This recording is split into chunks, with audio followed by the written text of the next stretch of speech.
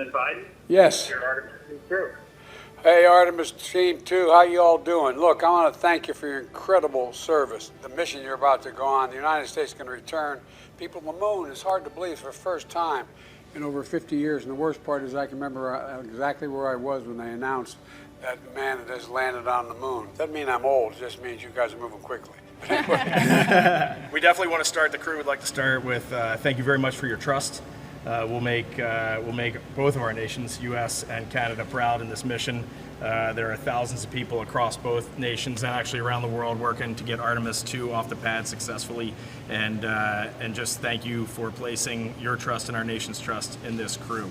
The world just holds their breath when things like this happen, and I know you know it, but you know, the work you're doing is going to inspire countless people around our country and the world.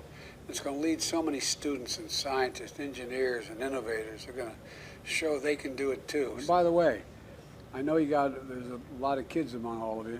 If you guys won't come to the White House afterwards, I'm going to invite your kids anyway. Is that okay? Absolutely, Mr. President, that'd be awesome. We have all the kids around so they can hear your words.